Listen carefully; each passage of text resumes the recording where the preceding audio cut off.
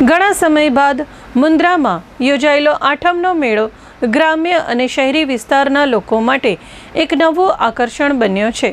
છેલ્લા 15 દિવસથી ST depot પાછળ વિશાળ પ્લોટ પર એક ખાનગી સંસ્થા દ્વારા આ મેળાનું આયોજન કરવામાં આવ્યું છે, જેણે તમામ વયના લોકોનું મન મોહી લીધું છે।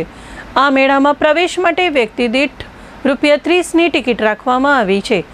આ મેળામાં બાળકો માટે ખાસ મનોરંજનની સવારીઓ જેવી કે ટ્રેન, ચગડોળ અને ઝૂલાઓ ઉપલબ્ધ છે।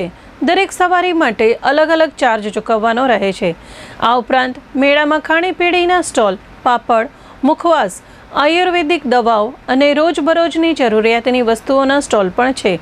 આથી મુલાકાતીઓ મનોરંજનની સાથે સાથે ખરીદીનો પણ લાભ લઈ શકે છે। ખાસ કરીને ગઈકાલે આઠમની જાહેર રજા હોવાથી મોટી સંખ્યામાં લોકો મેળાની મજા માણવા ઉમટી પડ્યા હતા, પરંતુ સાંજના સમયે જ અચાનક વરસાદ શરૂ થતાં મેળાના રંગમાં ભંગ પડ્યો હતો। જોકે વરસાદે થોડીવાર માટે નિરાશા ફેલાવી છતાં લોકોનો ઉત્સાહ જરા પણ ઓછો થયો ન હતો। મેળાના સંચાલકોએ જણાવ્યું હતું કે લોકોના પ્રતિભાવને ધ્યાનમાં રાખીને આ મેળાને હજુ વધુ 15 દિવસ સુધી લંબાવવામાં આવ્યો છે। આથી મુન્દ્રા અને આસપાસના ગામના લોકો માટે આ મેળો આનંદ અને મનોરંજનની ઉત્તમ તક પૂરી પાડી રહ્યો છે।